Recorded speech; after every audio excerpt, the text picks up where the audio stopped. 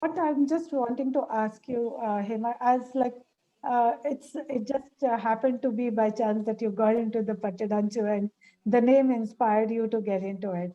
But what do you feel like? How is the receptivity of this particular craft that you've been, pursuing, and how has it been? How was it? How is the experience in the market?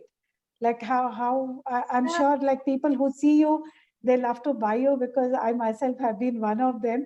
So, and I think we also have any who is here like me.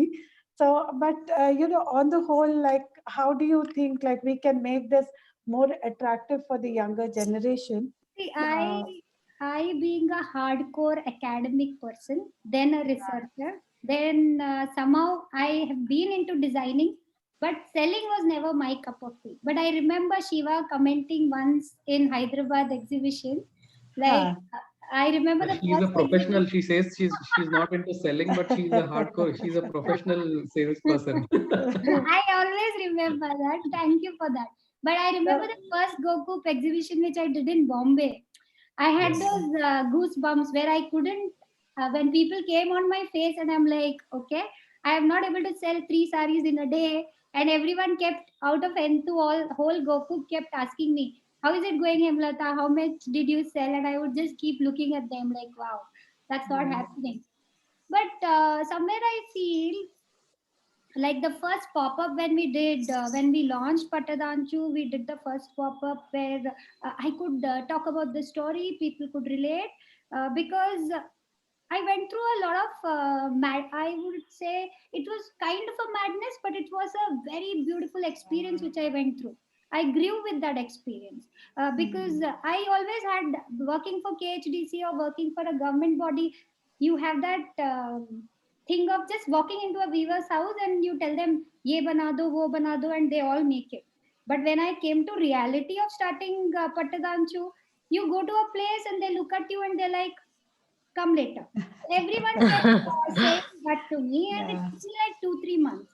Then I had Mm. already given word to Jaya Jetli saying I'll make 100 sari, and I had my own pressure building there. So there's a lot of learning. So when I express or I say things, I think it just automatically, it's just that it's, as you people were talking about, do things what you love. So for me, what I did is all out of love and passion. So I don't use my brain when it comes to doing something.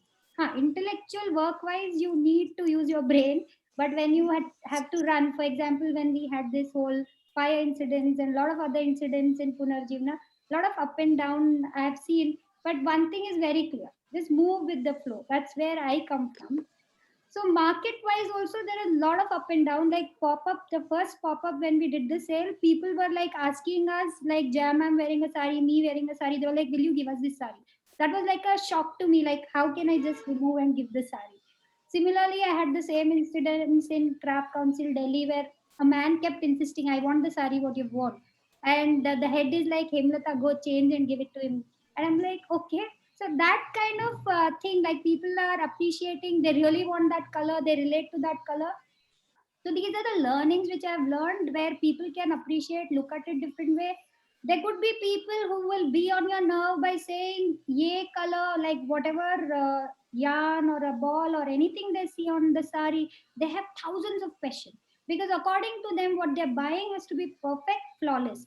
But when we are looking at handmade, it can't be flawless. The flaws are the beauty.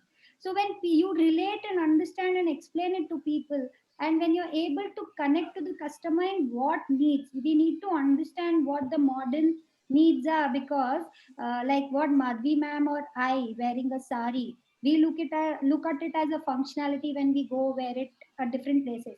But people like Arpita and yeah, other Very. people, they will look at it as more stylish thing. They want to show it in a format of a style icon, right? So there has to be a thought process around that which we need to work around, because today's generation, like whoever is in their 30s or 40s or 50s, they want to look little different when they wear the sari.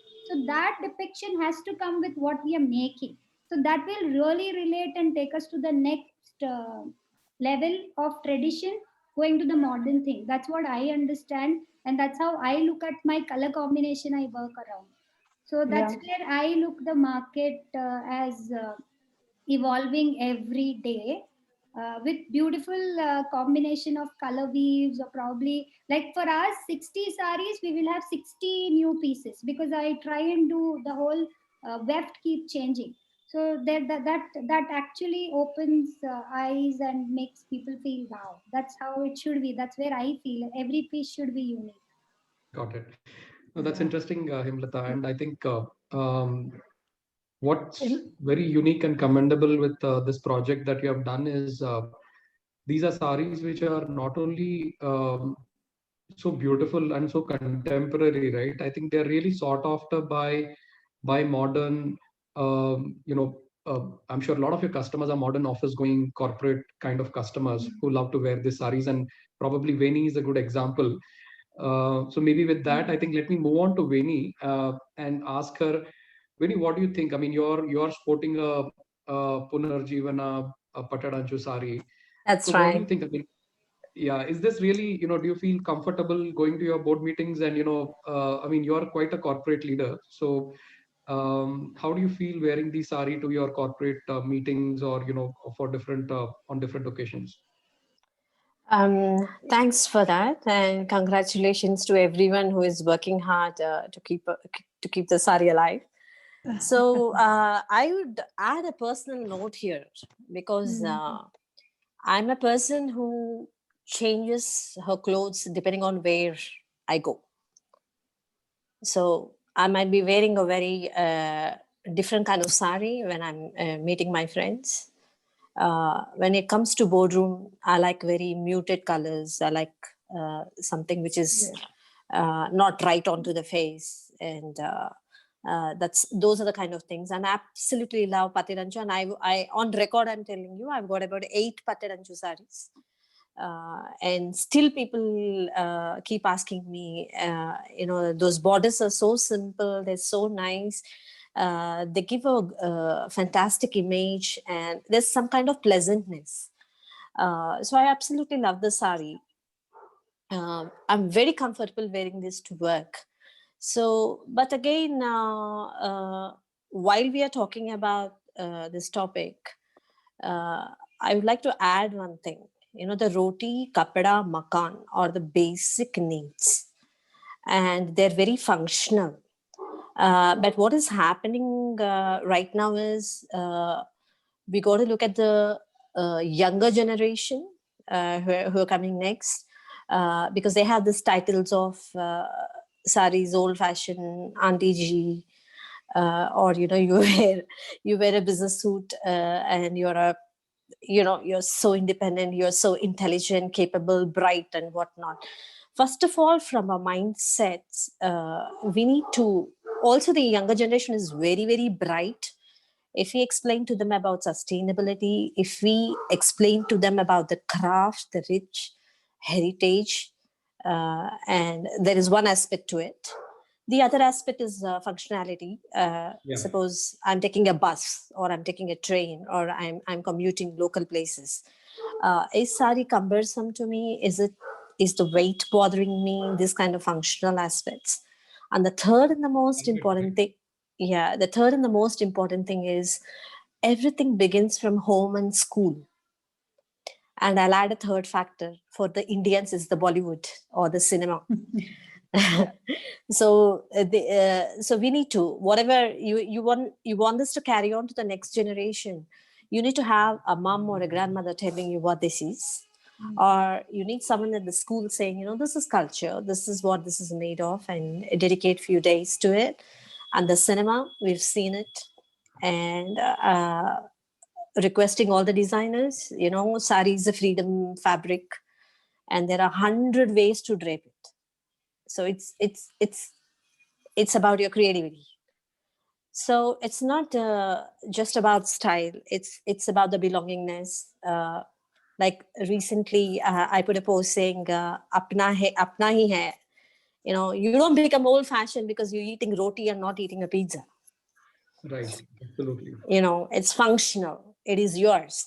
So slowly we got to. I mean, we can't jump straight away, bombard these people, handloom, handloom, handloom. So it has to be very balanced, and it has to get into the minds of people.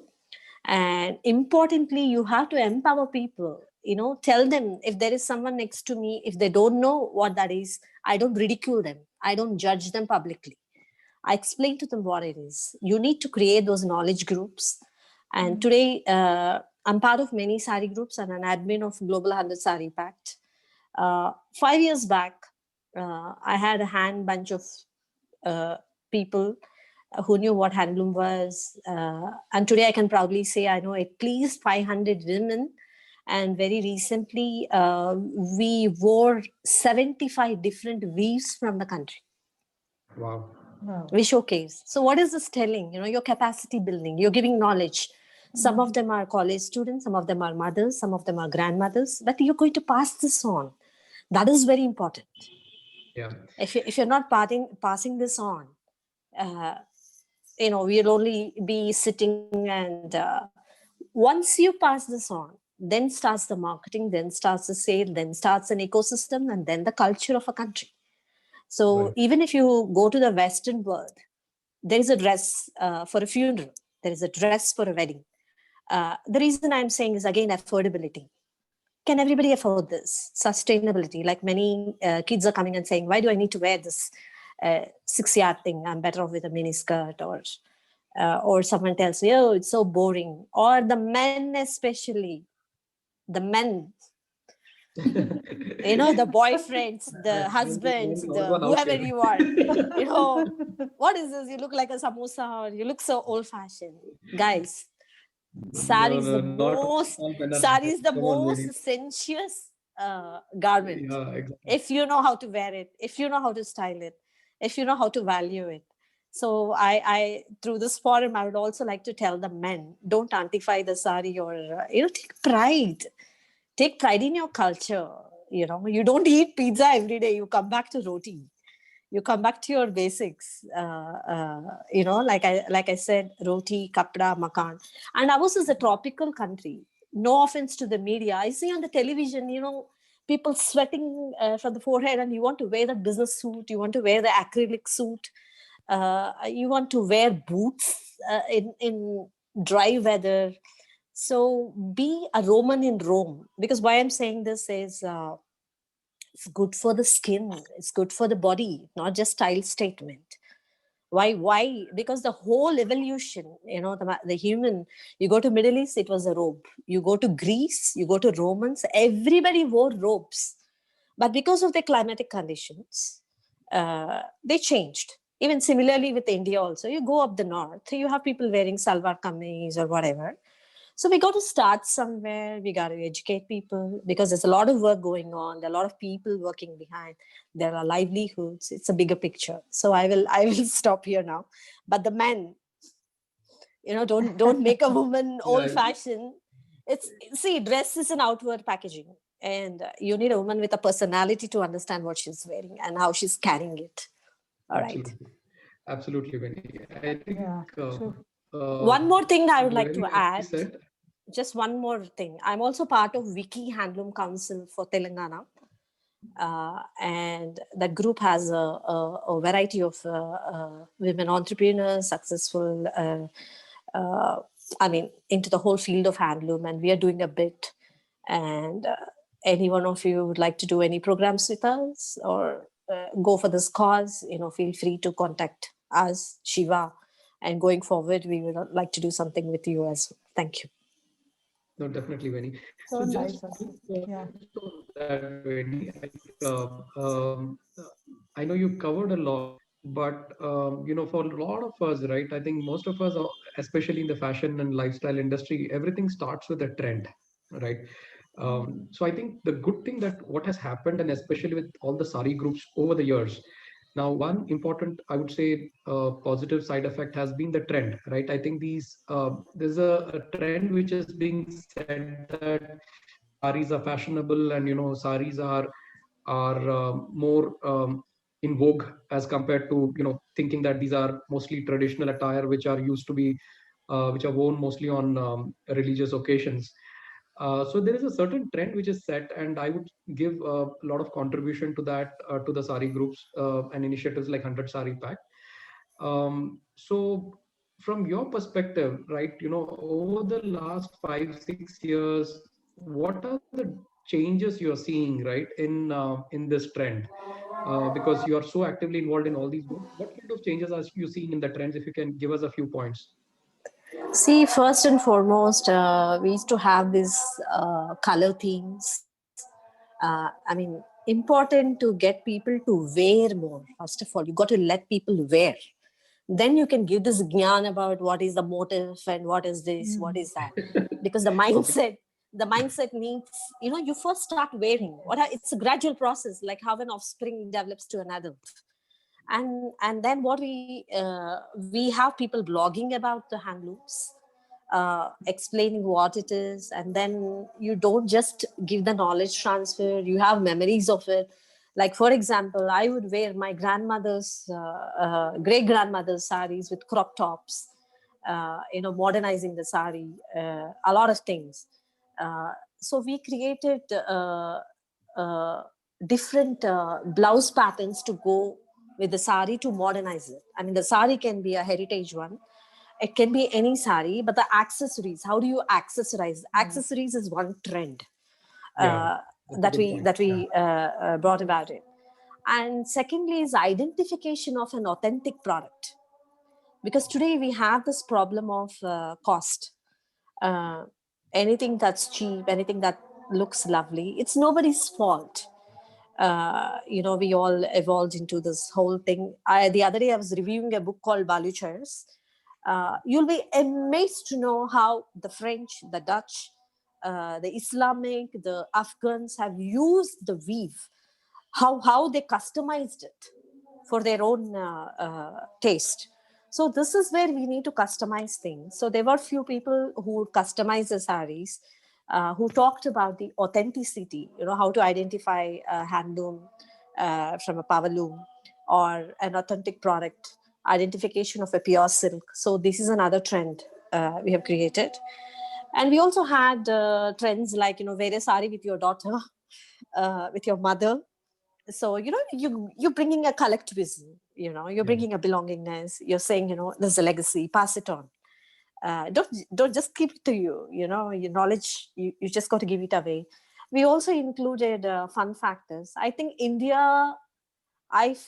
India was a very happy country because we have so many festivals that took care of our mental health. We are all the time celebrating, and I absolutely love what happens around the festivals. So festivals are a great gateway to dress up, to go into heritage and authentic stuff. Or this is one thing. And we did a Sita Gita series, wherein the same sari can be worn in a very traditional way and can be worn in a very modern way. So the message we are giving very strongly is, it's up to you how you drape it. And then we did something called saris for work. So the targeting is, customer facing.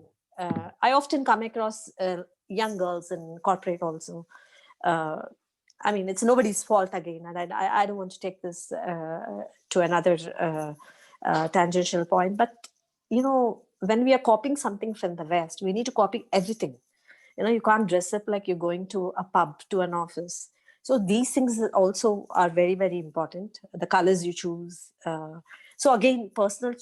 Everything boils down to personal choice. But when it comes to work, when it comes to functionality, there is an etiquette. So if I'm receiving a British Prime Minister, I would wear a certain kind of sari. Or if I'm going to a dinner, I would wear it. So we used to educate on colors. This is another trend on patterns, how not to be loud on the face. And so we can only, see, my impression is we can't drag the horse too much. But there is a good percentage of people who see sense in this, who like to do this and what it means to them and the kids also. So I think by far we created a lot of variations. And importantly, I would like to say on this forum is we need to make a list of the barriers the next generation is facing.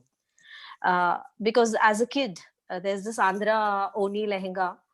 I used to hate to wear it because the Oni was very transparent and I never wanted to show my waist. So I graduated right from the mini skirts to the saris.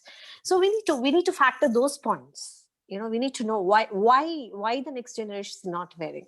One is they think it's old fashioned. The other thing is it about the skin show? Is it about the cumbersomeness? So, but again, there's a good lot of, this is another thing I shouldn't miss. We also talked about various things we can do in a sari. We had women doing skydiving, riding a bike. This is all good. So we all have, all these things are good, an entrepreneur working in a construction site. But how far and how well the next generation is waiting out there to take this is the question. And that's why it's so important to make it a very a friendly fabric, I would say. The great Veni. But I think, someone like you, I just wanted to add a small point.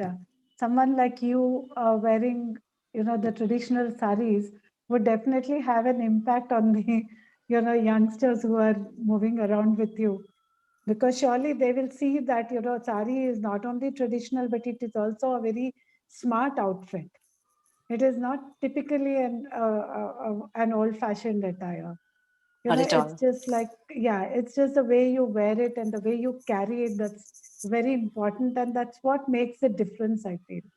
Not to add on to that, recently I've seen the Western Railways changing the icon of a sari into a woman in an English business suit. Yeah. I'm telling you today, I have so many relatives, friends and family abroad who take pride in sari. And who at least look for an occasion, Diwali or something, like again, going back to roti kapda makhan, you have Holi, you do Holi in a certain way, you cook a certain food, you wear a certain dress. So I think that is the message you should keep on giving and take pride. Take pride in, more than anything, and make a personal statement. It need not be just the way it is. Make it more as suitable. And again, I want to add, ladies, your body shape and sizes and all that, sari has no suitability index. You just got to be confident and wear it and own it. And it's just one life, and don't be bothered about who says what.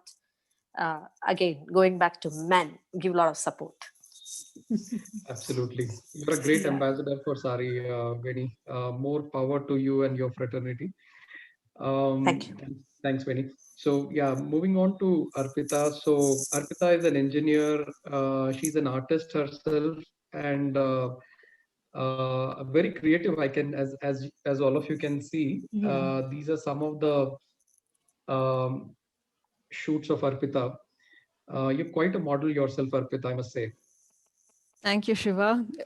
I wouldn't call them shoots. It's just my way of documenting the saris I wear to work on a daily basis. Yeah, I think, but they're very nice, very classy, wonderful. And I think very thought-evoking. So what draws you to saris, Arpita? What is it that, makes you wear them? And, also what fascinates you about saris? I think all of you who have spoken so far have spoken so much about sari and the relevance of it. And I identify so much with all of that. And hi, Veni. I never got to talk, introduce myself to you guys before the session. Hi there. And, hi. And Hemalata. Hemalata, I should say, I own like 6 of your designs, Patida Anchu, Sudakari, and the Hubli saris. And I've had to really, try and put in a lot of control to not buy anymore because I have like 6 of them already. And I love them. So, Shiva. This is the first time I'm actually, talking to her in person. So thanks for the opportunity. Yeah, don't talk to her too much. You'll end up buying another 6 sarees. I don't do that anymore. Yeah. She said she is not good at sales. I think she doesn't have to do much in that because the designs sell themselves. Really and she herself is such a model with all those You know, she drapes her sari so differently and she I know, makes it yeah. very smart. Look Yeah. Thank you. she's a living, yeah, great. So yeah, off to you, Arpita. So what Yeah. drives you, right? What is it that fascinates you so much about saris?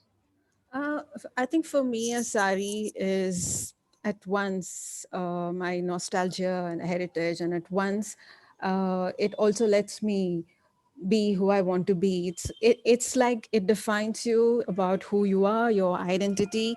Yet at the same time, it gives you it's so fluid in that it gives you the scope to redefine some things about yourself, and that is what I love about the sari, because I can't think of another garment which so beautifully holds heritage and culture and yet is still so much contemporary in every sense you look at it. So that is why for me a sari is so relevant. And we've been talking about sari being viewed as traditional and old fashioned. I think to see it that way, even I've been used to that perception. When I've grown up watching my grandmother and my mother and everyone do everything so comfortably and gracefully in a sari, so I've always admired the sari, but from a distance. So for me it was always something that looked nice, but it had to be worn during an occasion. So I put it into that box, like many women from my generation. But I think, Important occasions, is it? Yeah. yeah. So, but I think if we see it, it wasn't the sari that was restrictive or limiting to how you want to be or what you want to do, but it was really our perceptions that we walled it into somewhere. It we sort of got walled into this perception that you need to dress in a certain way, and the sari was not how it is, or sari was not how you had to dress in order to look progressive or look like you were somebody who belonged to these times. And I think at some point we were all sort of walled in with that perception, but I do think that is changing. And it will change if we continue to tell these stories about the sari, the weaves, and how it is not just a 6 yards, but it has its own story, and how it is symbolic of so much of our heritage and culture too. That's a good point, Arpita. So I think you have a good following on Instagram as well, and I think in a certain way you have been showcasing this, right? How they can be more symbolic, how they can be more modern, and not necessarily for only special occasions, right? So I mean they can be worn in for different occasions. So what can we be doing to make saris more amenable to your generation, Arpita? I mean, so you're like, uh, the generation which we think should potentially, could be a greater adoption of saris can come from.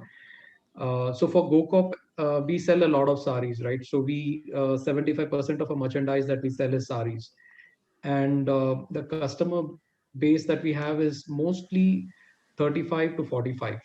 That's the TG that, I mean, most of our consumers come from, 35 to 45. We also have a lot of customers from 45 to 55, but we have few customers from 20 to 35. So what can we do to engage more customers from that age group? I think Shiva, I remember when I first started draping saris to work, the first thing that everyone asked me was, what's the occasion? And there really was no occasion. I was just making an occasion out of a sari. And I think a sari holds its own in a boardroom full of blazers and, Western wear.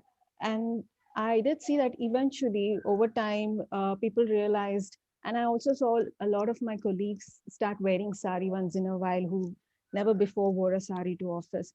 I think how we can change this is by everybody has this someone or somebody that they sort of follow in a way. As humans, we are somewhat hardwired to look up to someone. So for some it may be the Bollywood actresses, for some it could be somebody in the corporate sector itself, somebody who's known more relevantly in the corporate sector, somebody who's little more away from Bollywood. Bollywood need not always be the, somebody, the sector where we look up to see what should be my fashion choices or what should I aspire to be or dress like. So I think we also need to look at who are these type of people that these different age groups look up to.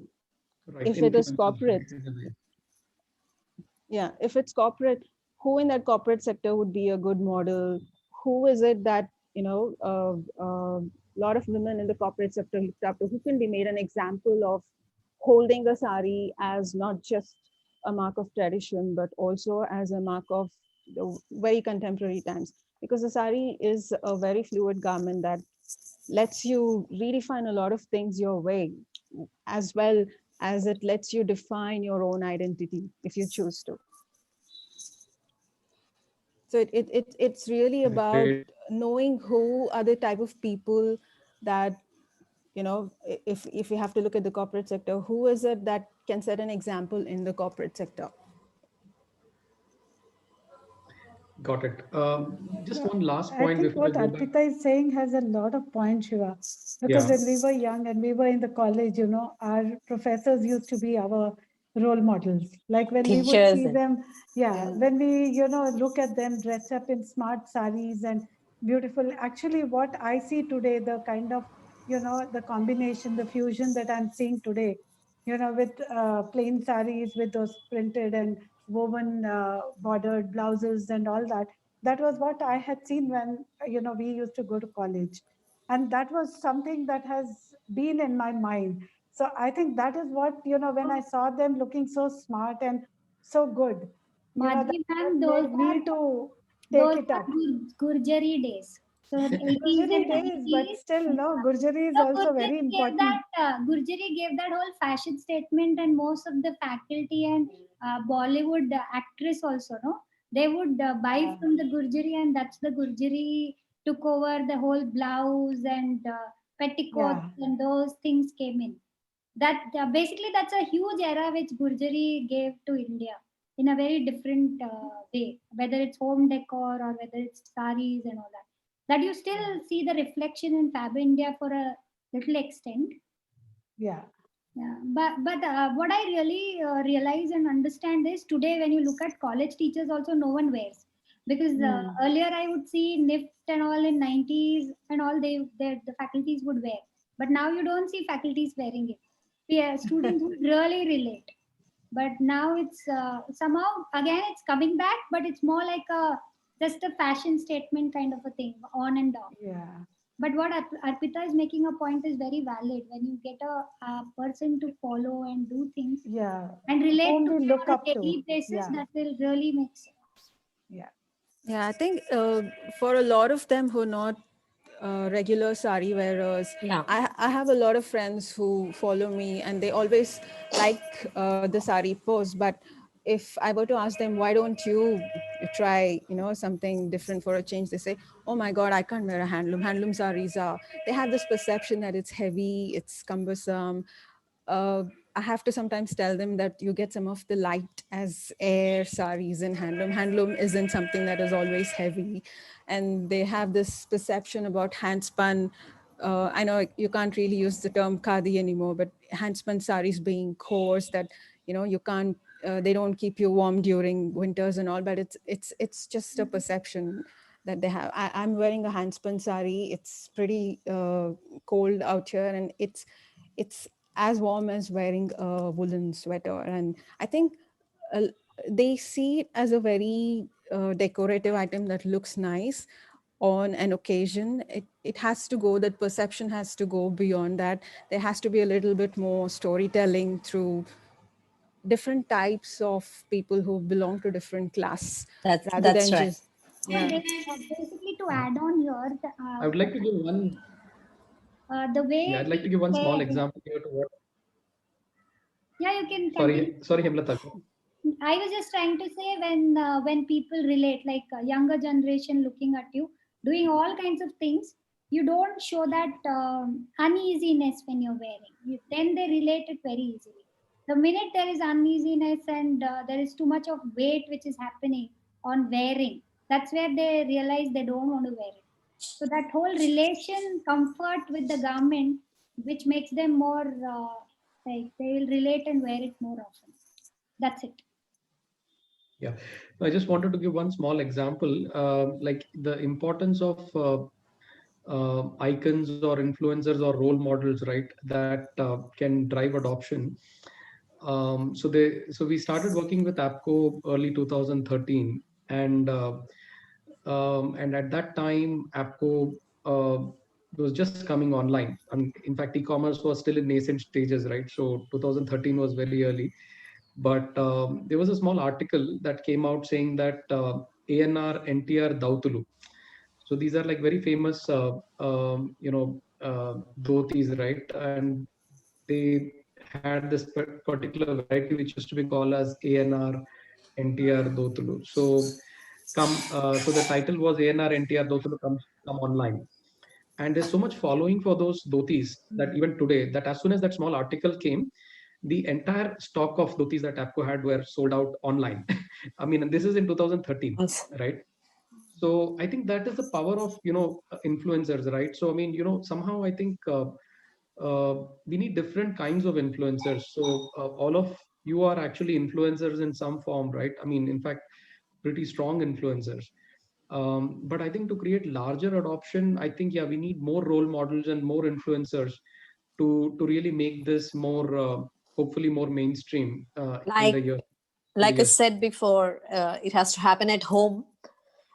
It has to happen Yeah, at school or where you go regularly, office or wherever. And like how Arpita said, uh, women are also stuck to this body size. Whenever I tell them, they say, no, no, no, it suits you. It doesn't suit me. Yeah, So, yeah. there's a lot of mental Stigma. stigma, social stigma. So we just need to take these things like the food you eat. I always tell people, it's something very basic. It's your clothing. Own it. How can you say like someone saying sari is not suitable to you?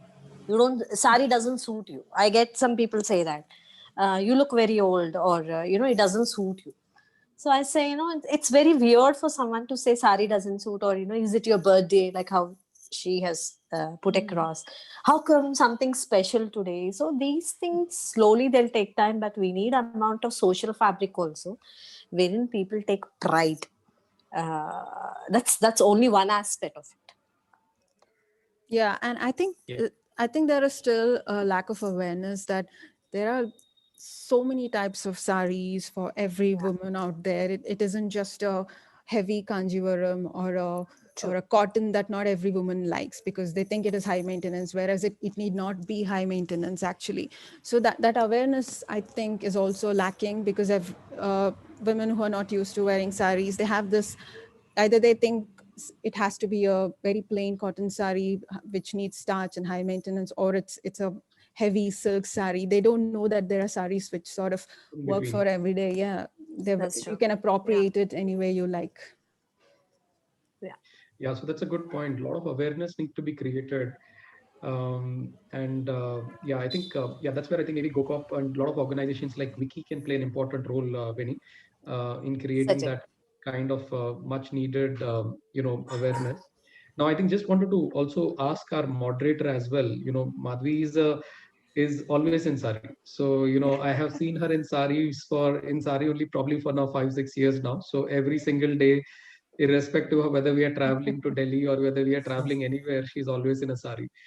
So, Madhvi, two things. What makes it, your default dress code always? And I mean, you also have two young daughters, right? So, how do you see this, Yes. right? I mean, going on to the next generation. First thing, yeah, I love saris. As I told you, my role models were my professors in the Yes. college, and when I used to look at them and the combinations and the saris, it was like an attraction. And I think the privilege that I had was because I studied in Delhi University. There, it is just the reverse of what it is in South India. It's always a younger generation which wears more saris and more of handlooms than the elder generation. All the old people wear synthetics. It's a reverse in South where people, the synthetics are worn by the younger generation, and the saris and handlooms and all are worn by the elders. So, so that was my influence. And truly, I love the saris that are available. Every time I see something new, my eyes is set on it and I just pick it up, irrespective what it is. And I think, as you said, rightly said, Shiva, I've got two daughters who love each of my sari. And every time I buy a sari, they book it up. They said, this is mine, this is mine. So, and recently my daughter happened to go for a wedding in Natsik, and she picked up all my saris, and she was just showing off. Like people there were wearing all ghagras and things like that. And this girl was all in saris, like Kanjivarams, Maheshwaris, whatever she felt like taking, and she took and wore them. And in fact, the best thing is, she got an order for one of the saris she was wearing from a person who Wow. has never worn a sari. So, to that extent, I feel that, they do understand the beauty of a sari. Trust me, I mean, gagras and all those are like a once in a while wear. You can just wear it once and thereafter it loses its importance. The same gagra, you can't wear it a second time. But when you wear the same sari two times to two different places, it is appreciated by so many people, and it also impacts so many more people. They also try to, they take a liking for it. And so I think it's going to, I mean, they've been good ambassadors that way. Both of them. In fact, even in college, when they had a farewell party, they all made it a point to wear a sari as for their farewell. So, it's nice. Like I see some change, and they do think that it is something which is different, and it is very classy, and it's something that you can show off with. that's the that's I the think people like you ultimate, I and think. even my sister, I think she's always in saris. I think definitely role models, Madhvi, for a lot of us. Yeah. Um, Awesome. I think Madhvi, like you mentioned, for me, uh, I never got to understand my one of my grandmothers uh, because she passed away when I was too young. But I think through her sari, some of her very old saris Yeah. like Kanjivarams and all, I feel like I understand her through the saris that she used to own. So it's Awesome. like, right? So some of these nice. saris still have those folds in the way she used to tuck the pleats in and all. So it tells me so much about how she used to drape it and the kind of sari she chose. It tells so much about who she was as a person, what she liked and what looked beautiful to her when she picked a sari. So it's in a way it's a beautiful way to also understand a person that you've never met or you were too young to understand. Awesome.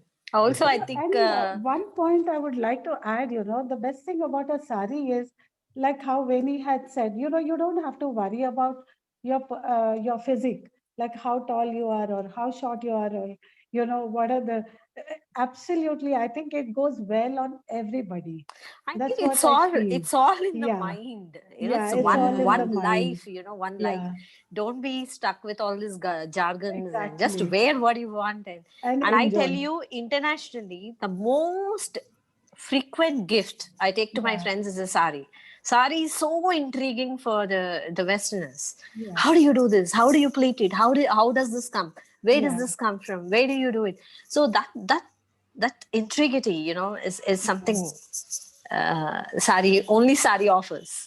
But the one thing that I also saw in the young generation is they feel that, draping a sari is a very cumbersome process. But, it just takes me as much time as it takes for wearing any, a Punjabi dress or anything else.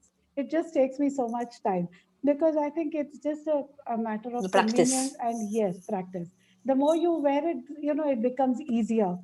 Like, Yeah. for example, like recently when my daughter went for the wedding, she never knew. The first time she was going for a wedding in Hyderabad, my mother draped it reverse for her.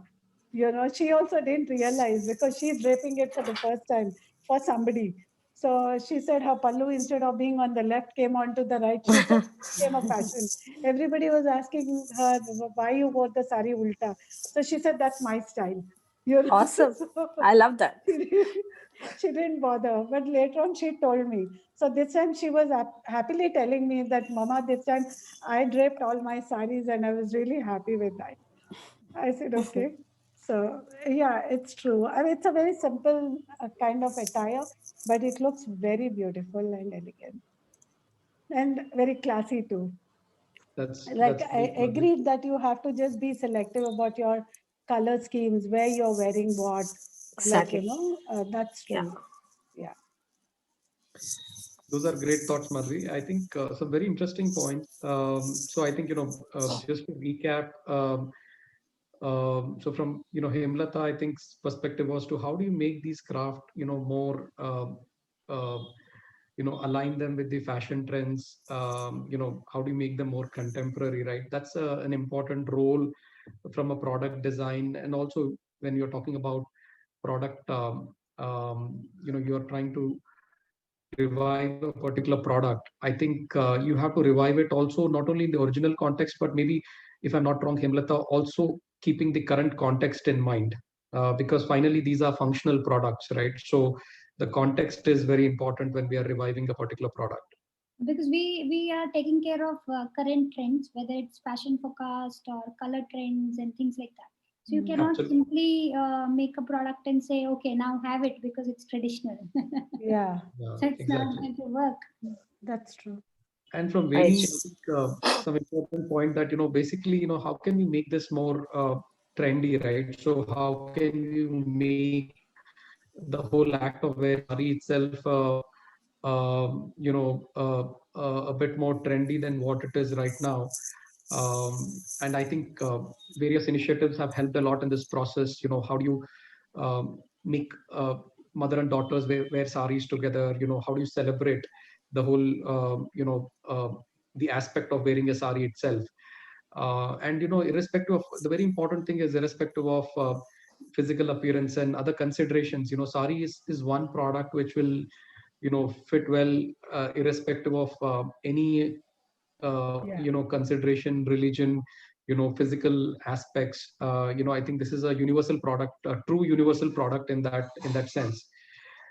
So that's a great point from you, Vinny. And I think, Arpita, I think influencers, role models, and I think it's very touching to hear what you said about your grandmother saris and how you could feel it, how your grandmother used those saris, right, while you were wearing these saris yourself.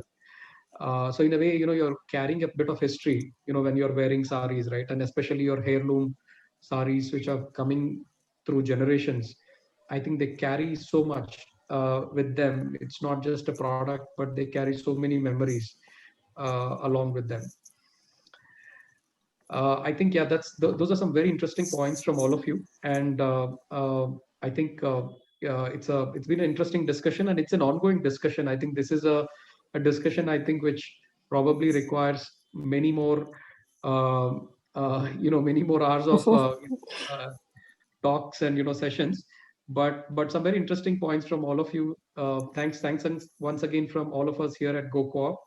And yeah, thanks to all the attendees for this webinar. And we'll also be sharing either the whole webinar or bits of it, snippets of it online, after going through the content ourselves. Thank you so much. Thank you. thank you. Thanks, everyone. Thank you, Thank everyone. you. Bye. Thank you. Bye. Bye. Bye.